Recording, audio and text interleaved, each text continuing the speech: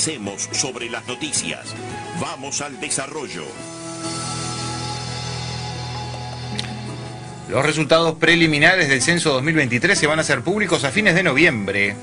Para el director del INE, Diego Abual, el trabajo está básicamente cerrado, aunque se mantienen algunos equipos de censistas trabajando especialmente en los departamentos de Montevideo y Canelones, donde el censo cerrará el próximo viernes. De los más de 4.000 censistas con que contó el Instituto de Estadística, hoy quedan unos 300 trabajando en busca de los hogares que faltan. Estadísticamente puede considerarse cerrada, pero queremos completar la mayor cantidad de hogares posible, indicó.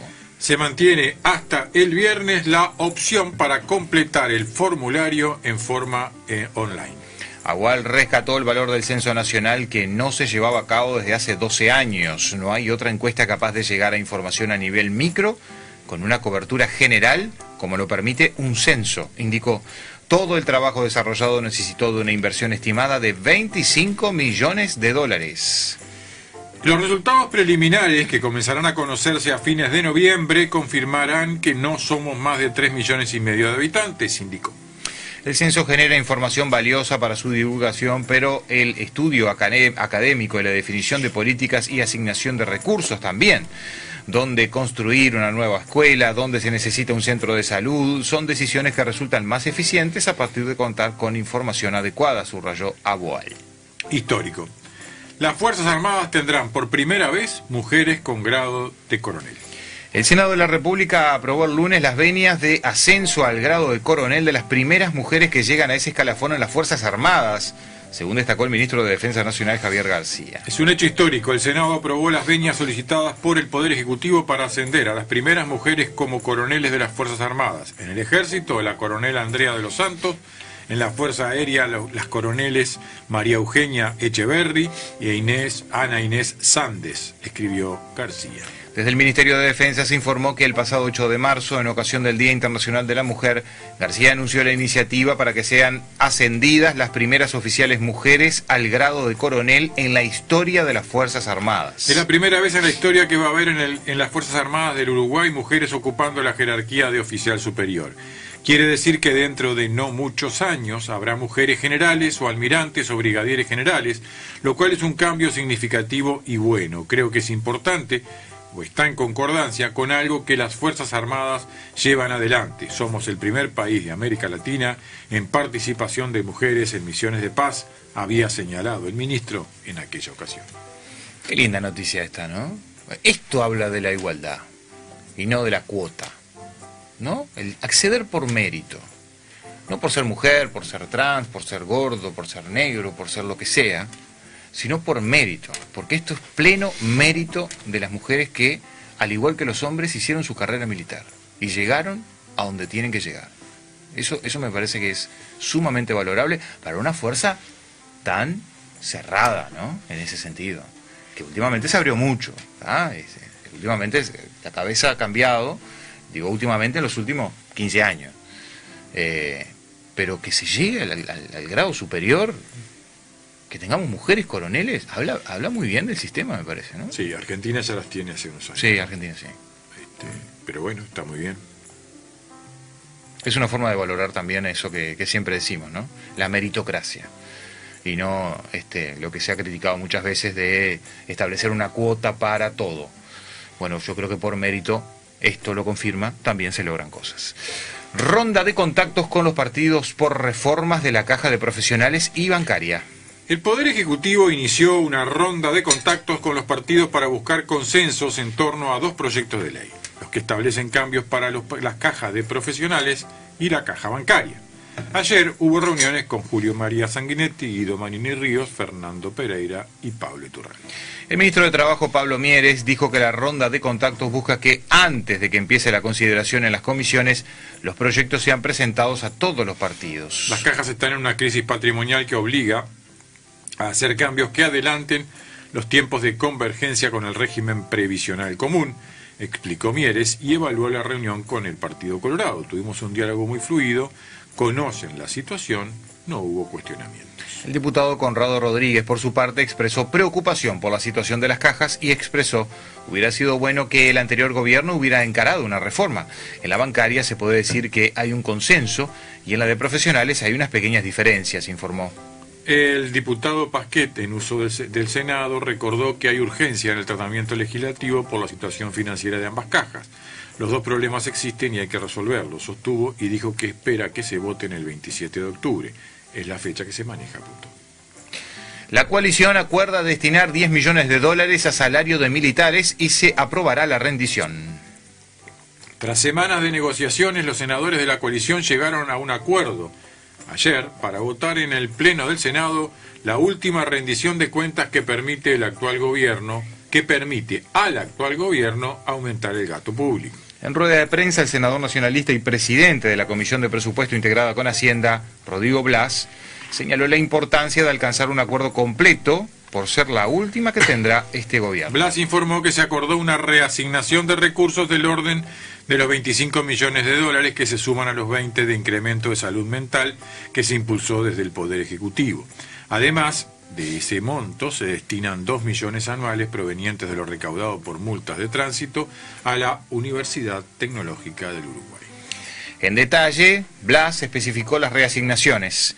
3.3 millones serán para salud, 1.2 millones para cultura, 3.7 millones destinados al Hospital de Clínicas, 2 millones a la justicia, 1.1 millones al turismo y 1 millón al Tribunal de Cuentas. Se acordó además la partida de $10 millones para el aumento salarial del personal subalterno militar de las Fuerzas Armadas, tras el reclamo realizado por Cabildo Abierto en particular. Esa partida supondrá un aumento de 1.000 pesos en el salario para los militares con grado de soldado hasta coronel. Teniente coronel, perdón.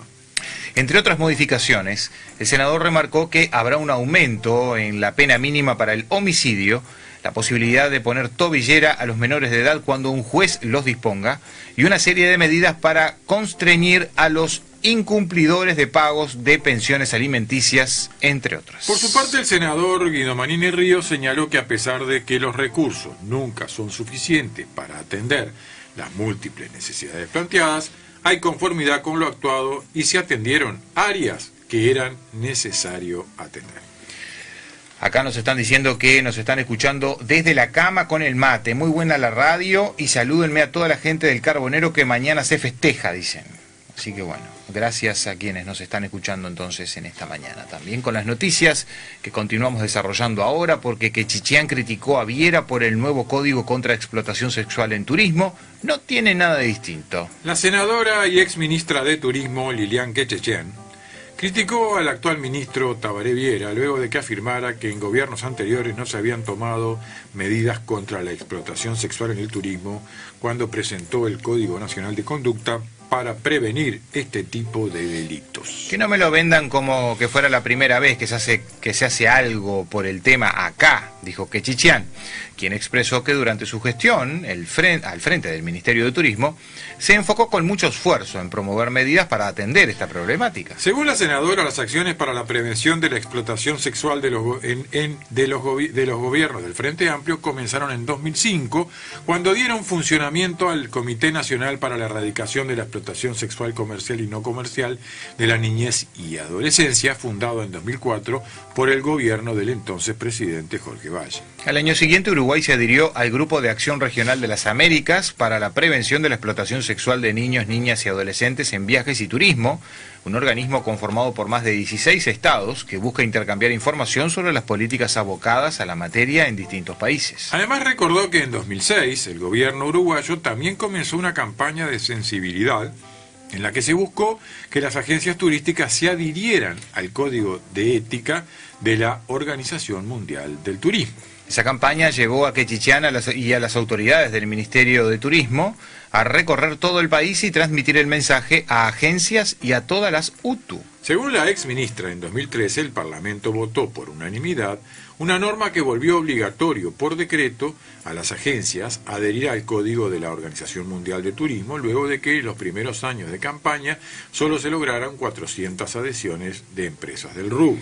El decreto número 398/2013 firmado por la propia Quechichán en conjunto con el presidente Mujica, marca que los prestadores de servicios turísticos deberán realizar las acciones tendientes a cumplir con su obligación de colaborar con la prevención de la explotación sexual de menores. Entre estas acciones, las empresas deberán adoptar en su empresa un código de conducta que, entre otras cosas, logren hacer efectivas las obligaciones marcadas por el Código de la Niñez y la Adolescencia, el protocolo facultativo de la Convención sobre los Derechos del Niño y el Código de Ética de la Organización Mundial de Turismo. Según un documento compartido por Uruguay Natural, el nuevo Código de Conducta marca 6 obligaciones para el servicio turístico. Según la ex ministra, el eslogan de tolerancia cero fue utilizado por su administración en sus campañas de prevención e incluso recordó que repartían un sticker que decía "ni se te ocurra", vinculado a esa idea. Quechichán indicó que la capacitación es fundamental, que es algo que realizaron en sus campañas en distintas partes del país.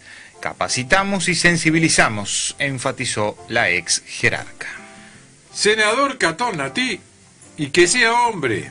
El cruce entre Gandini y Carrera. Empezaron los dardos.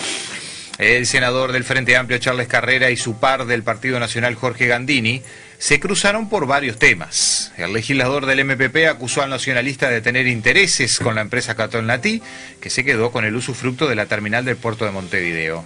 Lo hemos bautizado como el senador Catón Natí. Consideramos que tiene relaciones con quien es la secretaria de la bancada del Por la Patria, Irene Caballero, que es una de las representantes por el Estado en la terminal Cuenca del Plata. Hay muchas vinculaciones. Siempre nos llamó la atención que Gandini fue el único senador del oficialismo que adoptó la postura de Catón Natí y la defendió en la interpelación, sostuvo Carrera en rueda de prensa. Gandini no tardó en responder y consideró la inmoralidad en los actos de Charles Carrera, que a mi juicio son hechos de apariencia delictiva, nada tiene que ver con esto.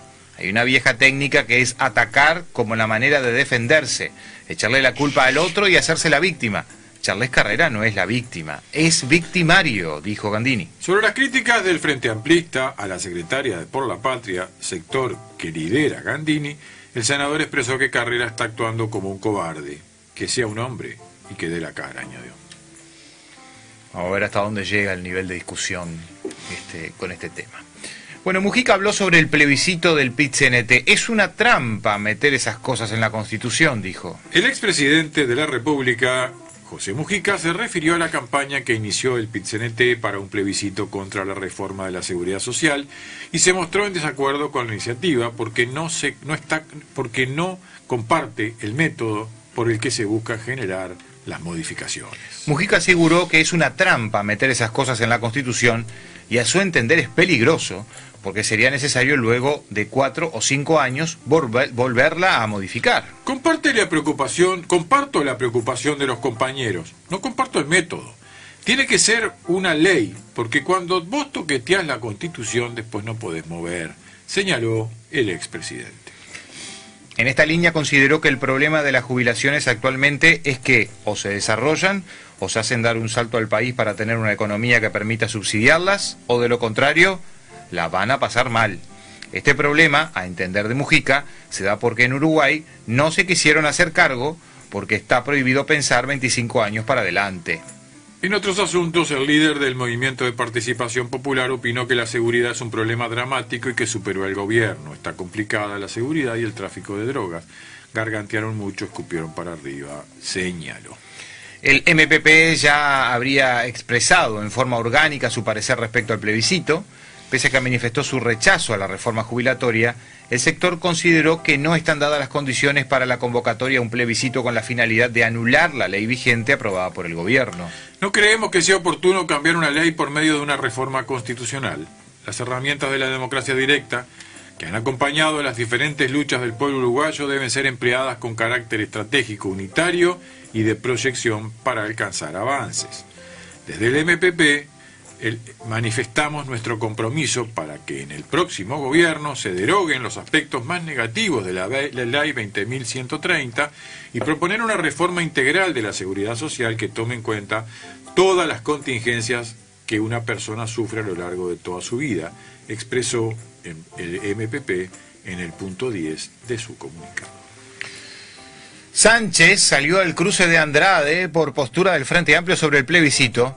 El Boca se equivoca, dijo. El senador Alejandro Sánchez salió al cruce de Óscar Andrade por la postura que ha tomado el Frente Amplio con respecto a la recolección de firmas y el eventual plebiscito que propone el PIT-CNT para reformar la seguridad social.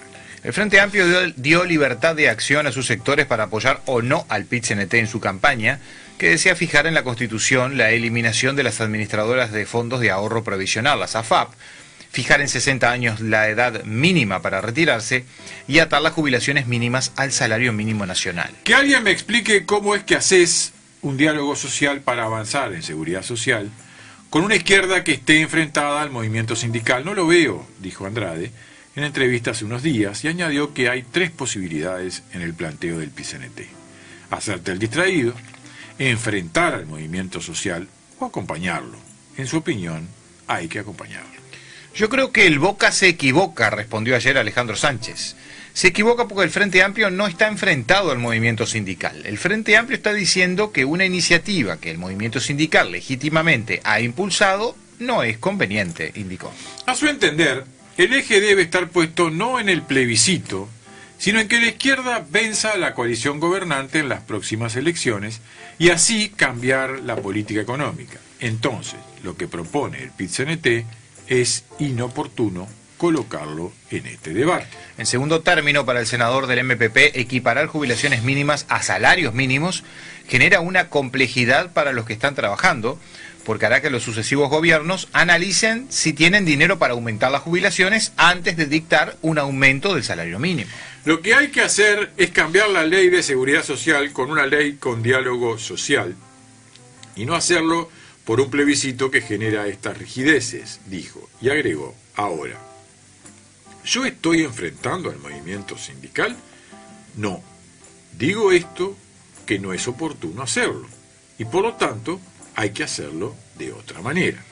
Para Sánchez, la papeleta tiene problemas, y si bien tiene coincidencias con respecto a las intenciones del PIT-CNT, tiene diferencias con respecto a cómo está redactada. En cierta forma coincidente entonces en las declaraciones con el expresidente Mujica.